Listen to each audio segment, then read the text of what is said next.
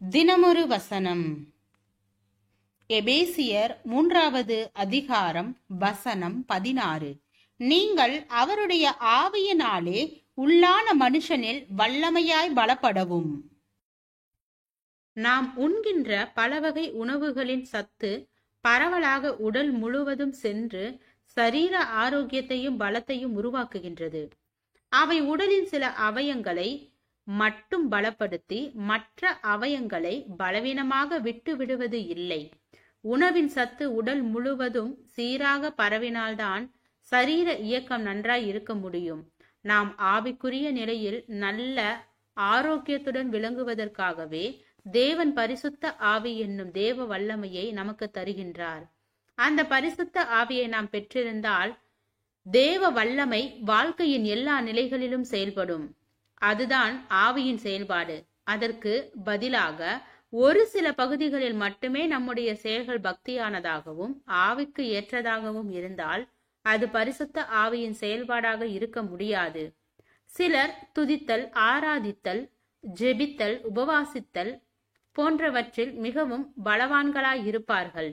ஆனால் கிறிஸ்துவுக்கு ஏற்ற குணநிலைகளை வெளிப்படுத்தும் சாட்சி வாழ்க்கையின்றி பலவீனமாய் இருப்பார்கள்.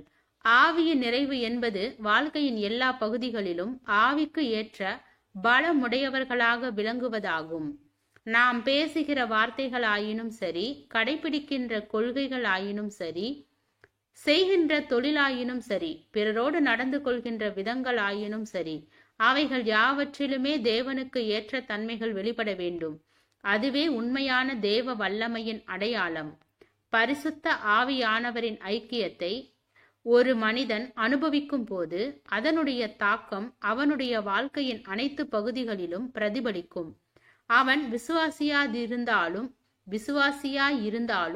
கர்த்தருக்கு ஊழியம் செய்தாலும், வேலை பார்த்தாலும், தொழில் செய்தாலும் அனைத்தையும் ஆவிக்கு ஏற்ற கண்ணோட்டத்துடனேயே செய்வான். சிலர் ஆலயத்தில் அபிஷேக நிறைவோடு ஆராதிப்பார்கள், ஆனால் வீட்டிலோ விட்டு கொடுக்காமல் சண்டையிடுவார்கள். சிலர் ஆலயத்தில் மிகுந்த பக்தி உணர்வோடு செயல்படுவார்கள், ஆனால் வேலையிலே, தொழிலிலே அவர்கள் பிற உலக மனிதர்கள் போல தவறான மனப்பான்மைகளோடு சமரசமாகி போவார்கள். ஆனால் உண்மையான தேவ ஆவியை பெற்றவர்கள் அப்படி இருக்க முடியாது. ஜெபம். தேவனுக்கு ஸ்தோத்திரம்.